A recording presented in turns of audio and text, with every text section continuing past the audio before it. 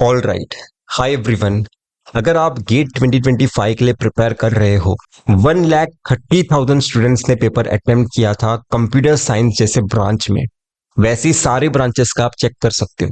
तो देखकर ऐसा लगेगा कि कंपटीशन काफी बढ़ गया है। हर स्टूडेंट आज के टाइम पे अवेयर है कि उन्हें गेट एग्जाम क्यों लिखना चाहिए, अपॉर्चुनिटीज कितने सारे हैं।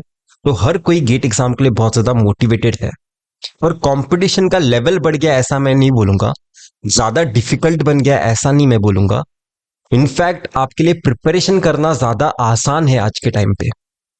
कैसे करना है आपको प्रिपरेशन?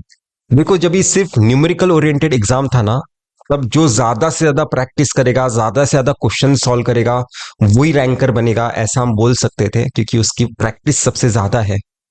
पर गेट एग्जाम कुछ साल पहले चेंज हो चुका है।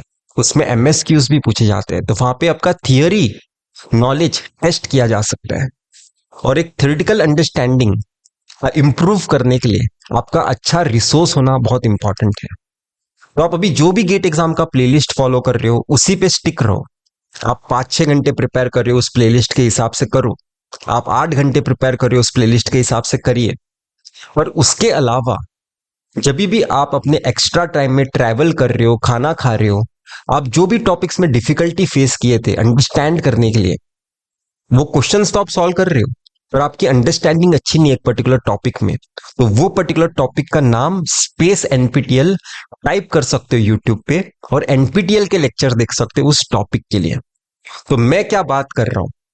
मैं बात कर रहा हूं अपनी थ्योरेटिकल अंडरस्टैंडिंग इंप्रूव करने की, अपनी कॉन्सेप्चुअल अंडरस्टैंडिंग इंप्रूव करने की। और ये आप किसी प्लेलिस्ट से नहीं कर सकते, गेट एग्जाम की प्लेलिस्ट से। इसके लिए आपको एडिशनली थोड़ा एफर्ट मारना होगा। आपको वो पर्टिकुलर टॉपिक्स अलग से एनपीटीएल से देखने होंगे।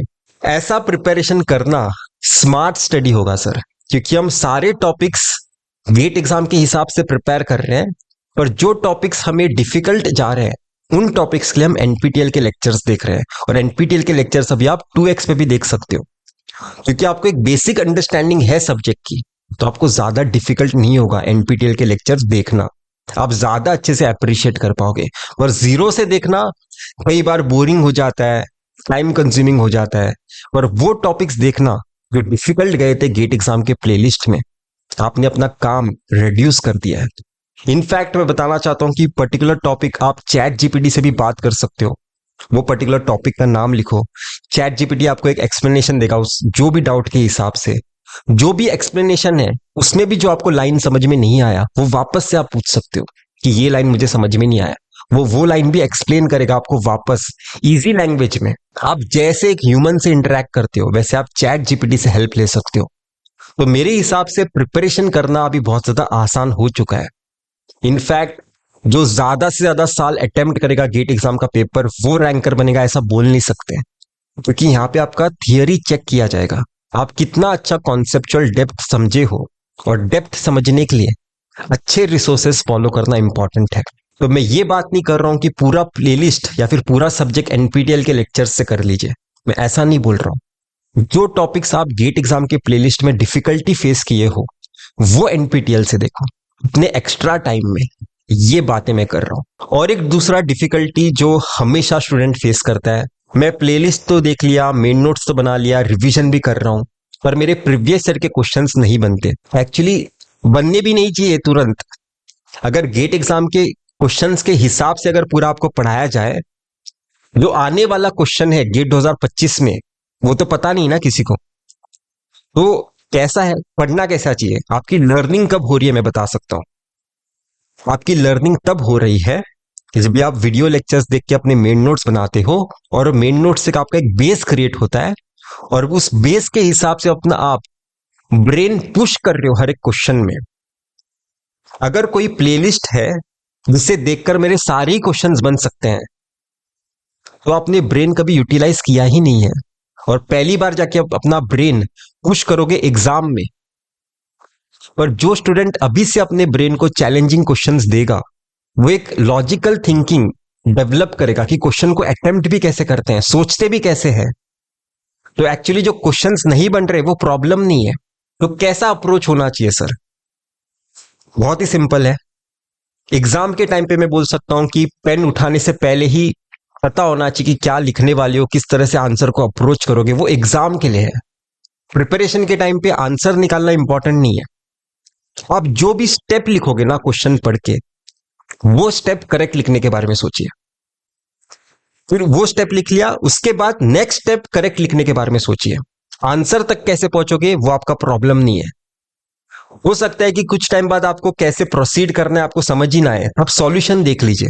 सॉल्यूशन देख के आपको पता चलेगा, अच्छा मैंने इतना पार्ट ऑफ सॉल्यूशन करेक्ट सोचा था यार, कुछ बाकी पार्ट में सोच नहीं पाया, या फिर ये कॉन्सेप्ट का मुझे ये हिस्सा चमक नहीं पाया, ये यहां पे ट्रिकी पार्ट था। पर आपको इस बात की डेफिनेटली खुशी होगी कि आपने इतना पार्ट ऑफ सॉल्यूशन सोच लिया था, आपके आंसर शीट में प्रेजेंट है। तो स्टूडेंट्स क्या गड़बड़ कर रहे हैं, उन्हें लग रहा है कि आंसर तक पहुंचना है, इस वजह से वो डीमोटिवेट होते रहते हैं, और अगर आंसर तक नहीं पहुंचते हैं तो वो क्वेश्चन अटेम्प्ट ही नहीं करते। प्रिपरेशन में क्या करना होता है, हम सीख रहे हैं राइट कि सोचते कैसे हैं। तो अभी जो आप स्टेप लिखोगे ना, वही करेक्ट लिखने के बारे में सोचो। फिर जो नेक्स्ट स्टेप लिखोगे वो करेक्ट लिखने के बारे में सोचो। ज्यादा सोचना नहीं है कि आंसर तक मैं कैसे पहुंचूंगा। धीरे धीरे करके आपका एक लेवल डेवलप होगा। जब आप वापस से सॉल्यूशन पीछे देखोगे, आपको पता चलेगा कि अच्छा ऐसे टाइप के क्वेश्चंस को ऐसा दिमाग लगाया जाता है, ऐसा भी एक कॉन्सेप्ट यूज किया जा सकता है। इस तरह से आप अपना लेवल इंप्रूव करते हो। तो मैंने सबसे पहले बताया किस तरह से आप एनपीटीईएल के लेक्चर्स को यूज कर सकते हो। अब मैंने बताया कि आपको किस तरह से प्रीवियस ईयर के क्वेश्चन सॉल्व करने हैं। देखो मशीन लर्निंग में भी जो हम लर्निंग बोलते हैं ना, कितना अच्छा एक सिस्टम लर्न किया है, मॉडल लर्न किया है, हम कब बोलते हैं पता है, जब भी उसने अपने ट्रेनिंग डेटा को याद ना किया हो। अगर वो हर एक ट्रेनिंग डेटा को याद कर रहा है तो एक अननोन पे अच्छा परफॉर्म नहीं कर पाता। हम चाहते हैं कि लर्निंग के टाइम वो जनरलाइज्ड लर्निंग हो, ताकि अननोन में भी वो कुछ चीजें अप्लाई कर पाए।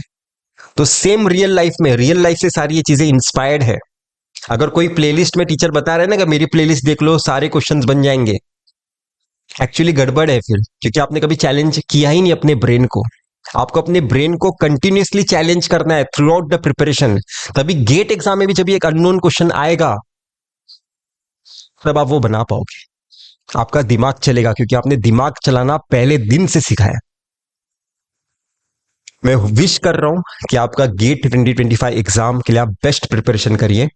अगर आप गेट डेटा साइंस एआई के लिए प्रिपेयर करना चाहते हो जीरो से, आप किसी भी ब्रांच के हो सकते हो, 9 महीने में बहुत आसानी से प्रिपरेशन हो सकता है गेट डेटा साइंस एआई का।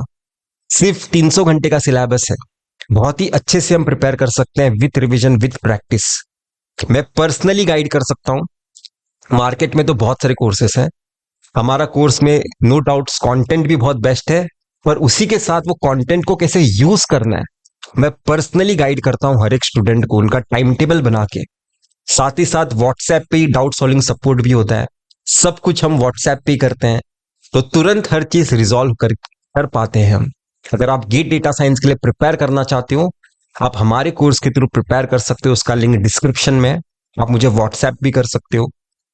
आप हमारे स्टूडेंट्स का फीडबैक भी चेक कर सकते हो, स्टूडेंट्स का फीडबैक का भी लिंक डिस्क्रिप्शन में, वीडियो फीडबैक, ठीक है। ऐसा कोई कोचिंग नहीं है जो इतना हिम्मत रखता हो कि वो सारे कोचिंग के स्टूडेंट्स का एक साथ लाइव में बैठ के फीडबैक पूछ सके। हमारे गेट डेटा साइंस के कोर्स में जितने भी स्टूडेंट्स एनरोल्ड हैं, सबको लाइव बुला के मैंने फीडबैक लिया है। तो इतनी हिम्मत हम इसलिए रखते हैं क्योंकि बहुत ईमानदारी से हमने अपना काम किया है।